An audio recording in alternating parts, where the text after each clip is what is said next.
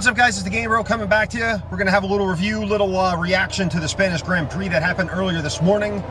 If you're a Ferrari fan, not really sure how to comfort you on this one, but, you know, we'll get through it together. There was some promising stuff that went on in this race for Ferrari. Definitely not on Sainz's end, but the upgrades brought to Leclerc, and I think they were on Sainz's car, but Leclerc had something new in the ERS system. And after seeing Q3, they definitely seemed to close the gap on the straightaways to the Red Bulls.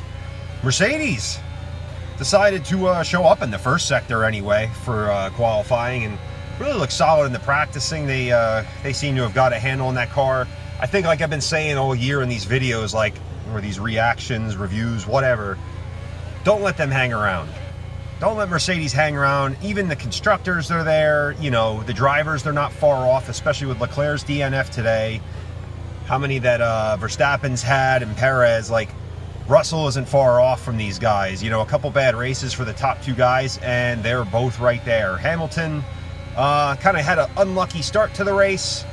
Soldiers up, what did he get up to, like, 5th? You know, he got up to, like, 4th, but I think he had to kind of nurse the car home due to some issues in the power unit, whatever. But either way, like, I think the main thing to take away from, besides the fact that Leclerc, you know, didn't win when he had the car to do it, had the race in hand, was that this race is usually at the Circuit De Catalunya kind of a snoozer, you know, like, good racing isn't typically had there. You know, you can't follow, it's tough to pass. But today we saw cars following, we saw cars passing, let alone on the outside of some corners. You could make moves. It was exciting. There was some great overtaking, you know. Verstappen had some issue with the DRS mechanism where it was kind of flapping a couple times. He got pissy on the radio, but, you know, he winds up winning anyway. And Sergio on the radio, you know, he doesn't agree with the strategy. I really don't think that would have changed the outcome. He had to pit again. His mediums were old. Verstappen's softs were fresh. I don't think anything was going to go on there. And you got to realize that you're a number 2 driver. Verstappen's going to be in a title battle with Leclerc all year, and probably the 2 Mercedes drivers come the year end. You just got to do what you got to do for the team. That's just how it is. So it was a great race. You had a couple, you know, I think the big talking point too of the weekend was the Aston Martin kind of copying the Red Bull design. Definitely didn't work. Didn't look like it worked at all. The car didn't really do anything. So it's kind of like a rip-off Mercedes and Red Bull. You know, what's next? Are they going to show up with the Ferrari, you know, cutouts or whatever?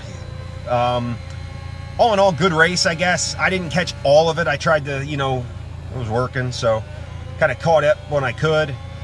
Good results from Mercedes. That's really the key takeaway, is they just keep coming closer and closer in the rearview mirror to the top guys, and before you know it, as much as I hate it, they're probably going to be there battling for wins. Another thing that happened during the week, you had the Russian Grand Prix not being replaced, so the season's cut to 22 races.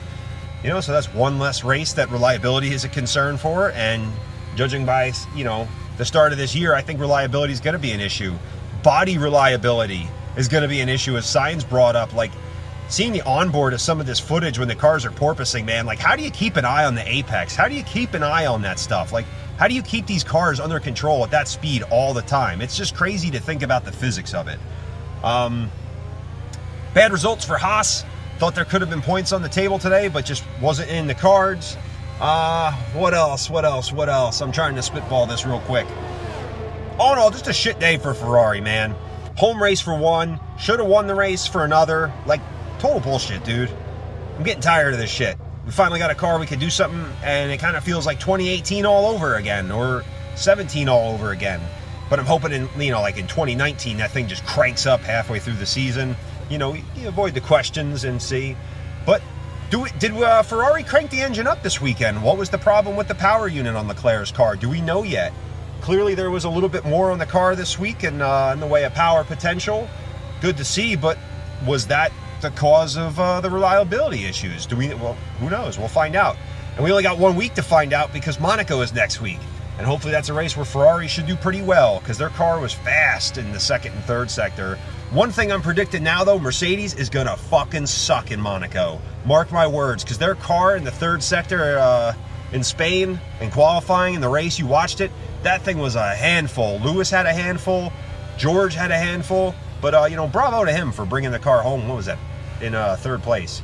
And man, what a battle with him and Verstappen. That was awesome to see. I would have liked them both to crash, but you know, can't have everything in a race. So guys, I think that about wraps it up. We'll see you after Monaco. You definitely won't see me doing some laps at that track. I fucking hate driving Monaco, man. That place is hell with these cars. They're so fucking big. We should make them run like a 2004 spec car around there for everyone, just to you know, make it through. So until next time, guys, I've been the Game Bro. This has been a quick rant, so we'll see you after next week's race. Later.